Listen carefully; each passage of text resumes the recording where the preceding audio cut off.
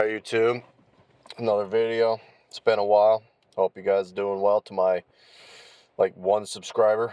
Um, this video is just gonna basically be about kind of a confirmation of a video, one of my favorite ones I've ever made, about the how social media addiction has ruined the economy.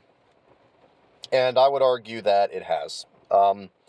This is the biggest factor to why the vast majority of the world, at least first and second world nations. I wouldn't even, it's not just United States, Canada, England, France, Germany, Japan. It's, you know, all those countries plus, it's also South Korea. That's like kind of that's a first world nation, obviously. It's the second worlds or whatever. The Chinas, Mexicos, Brazils, Russia, although I think they kind of are accelerating their own issues with basically making their entire economy revolve around war, which is really dangerous for them. I don't think Russia can even stop their war with Ukraine, even if they had like a ceasefire agreement. I don't think Russia will ever agree to one because I think Putin knows that their economy will tank if the war doesn't continue. So I do think that Russia-Ukraine situation, which I'm more pro-Ukraine, I think most of the pro-Russia side is basically just slobbering over the whole strongman narrative shit, where they think that Putin is more, because there's like pictures of him on like a horse or like him like doing sambo martial arts or some shit. They think that like he's like a tough guy, and I mean it's all cringeworthy shit. It's all fake and gay. I mean it's so weird how, again, conservative males, I have some issues with overly liberal women, but conservative males are just as insecure as like the hardcore militant feminist type women.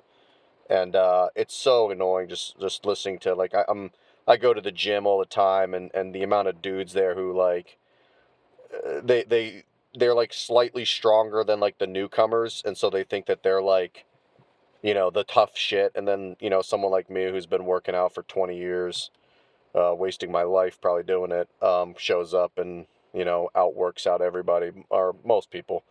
There's a few steroid abusers or who also work out very hard, and they're stronger than me, obviously.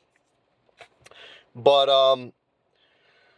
it seems like to me that, and I was just talking about gyms, and it seems like to me that the only, everyone talks about having like a third space. I would argue you should have more than that. You should have a fourth, fifth, and sixth space. But it seems like to me the only third space that still exists is the gym, um, and that's not good.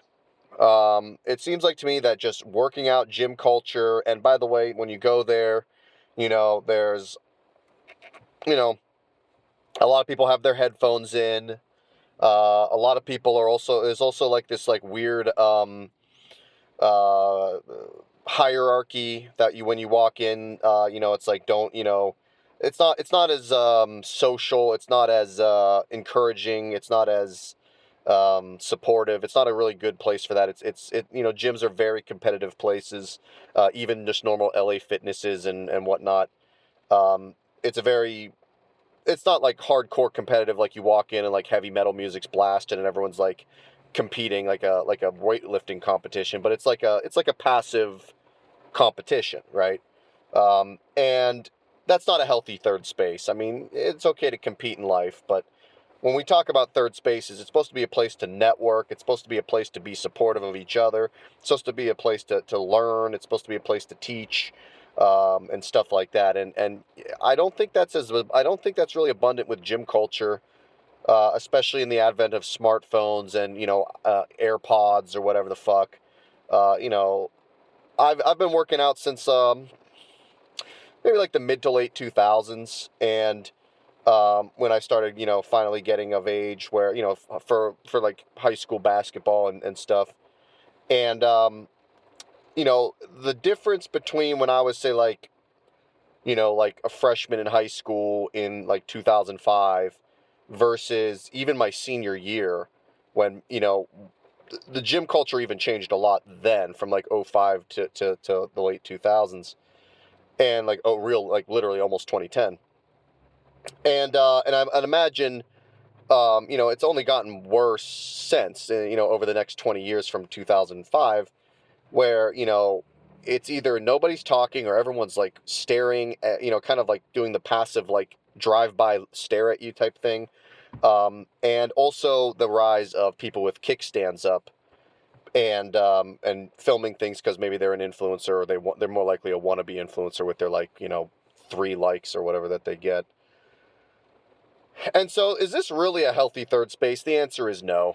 Gyms are not a healthy third space. It's like you should work out for your physical health. I'd actually recommend cardio more than weightlifting, but cardio can be mind numbing. Just running laps around a track or on a treadmill, just staring at the wall in front of you.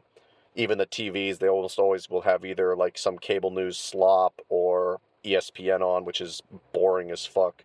ESPN has been a dog shit channel for 15 years now. Not because of necessarily, it's too woke. It has nothing really to do. It's just the regurgitation of insanely dumbed down talking points and personalities, like the loud Stephen A. Smiths or back when like Bill Simmons was relevant on it, it was the Boston, everything needs to revolve around Boston sports and shit. It's like, no, it doesn't. Shut the fuck up. But, I'm getting off topic. Yeah, the death of third space is almost entirely due to the internet. We all know this. The only bookstores that are still relevant are Barnes and Noble, and from what I understand, they're doing okay financially, but not great.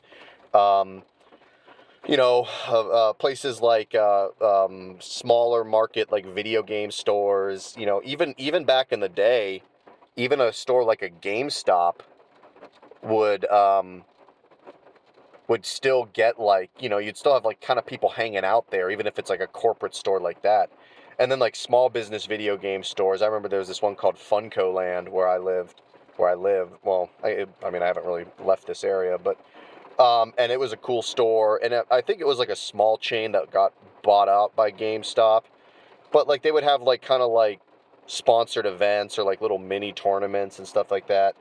That those things are all dead. Even things for like finance bros. I remember when I was in college, there was a Scottrade. Um, in like I went to the college I went to. Down the road, there was like a shopping center, and there was like a Scottrade branch in there. And I found out that back in the day, they actually had like these like little small groups that they would come in and just talk about like investing and stuff, and they would bring like small snacks and they would just chill and talk about finances with like these small groups of people. I don't know if that was like a normal thing or if that was just unique to just because it's like a college town that I was at, and they wanted to get more people introduced to like investing and whatnot. But I don't know if that's true or if that's a common thing around other these like branches of investment firms or whatever, investment stock market things. But all those things are kind of closed down now. Everybody just does it online. You take part of you link it to like your bank account, and then you just withdraw whatever, $500 or whatever to buy your shares of meme stocks and stupid shit. So like every subculture that I can think of as a guy that maybe it's different for women, I'll admit, and I wish my social circle of friends had a little bit more gender co-ed. I wish it was a little bit more. I mean, I know some people say like the friend zone is evil or horrible. It's like I at this point I'd kind of almost like to just be friend zoned by some women, but and at least assuming they respect me as a friend, because sometimes you'll say like friend zone and maybe she doesn't really even respect you as a friend. She just kind of wants the attention. But there are plenty of women out there who want male friends platonically. I wish they were interested maybe romantically in me too, but I want female friends. And and I think there's a lot of women out there that want male friends to some degree. But so I don't know if it's different for women and like their third spaces, but for men it's all online now, right? The only exception I can think of is the gym, and I don't think it's a healthy third space. I think it's fine. There are people you can find diamonds in the rough where there might be the occasional person who wants to be supportive, is willing to help you out, is encouraging you, and you should do the same for him or her. But for the most part, I think gym culture is extremely narcissistic. It's only gotten worse in the social media age from the late 2000s, and it gets worse every year. And post-COVID, my God, post-COVID, has it been hell? It's even worse post-COVID than back in, like, say, 2013 or 2016 or whatever. So yeah, I do think that the death of third space is due to online, everything going online, going that because of online. I sound like the waitress from Always Sunny. She's like, I don't have online. That's a funny episode, but yeah, I do think that that has basically killed a large chunk of just the economy at this point, because third spaces, usually you go there with a couple of bucks in your pocket, and it increases the velocity of money, right? They might have snacks to buy at a restaurant, like a third space. That's like I mean, I guess bars are still around, but I don't know if that's a healthy third space either. But you would go, you'd buy it, maybe you'd buy some lunch on the way to the third space, and then you'd bring your whatever, you'd bring your lunch and shop around, or meet up with people and talk. And I think that this is just the one of the biggest concerns that not enough people are really talking about. And like I said about third space, I mean, to be honest with you, I don't think a third space is enough. To be honest with you, I think you want, most people I know want multiple rings of social circles or whatever. They might have a more intellectual pursuit, a more physical activity pursuit. And you should have a third, a fourth, and a fifth space where you have, maybe there's some people that overlap in between those spaces, but then there's also people that you meet that are, that you don't really, that's just, Sally and Tim from your hiking group or whatever, and maybe you see them once in the, at the restaurant 3 weeks later or whatever. That's healthy, and that would increase economic activity, and it would also decrease the anxieties that I see so many people today have in the social media world. So yeah, I mean, the death of third space is due to the internet, is really starting to finally take its toll. Maybe it took COVID, because before COVID, maybe there were more people who were still living the more normal life. And then COVID happened and they went online terminally, like so many people, like even myself. But I've been trying my best to avoid the internet as much as possible. I've cut down my internet consumption from about 3 to 4 hours on like YouTube whatever on my desktop PC. I've cut it down to like 1.5 each night, and I think that's been better.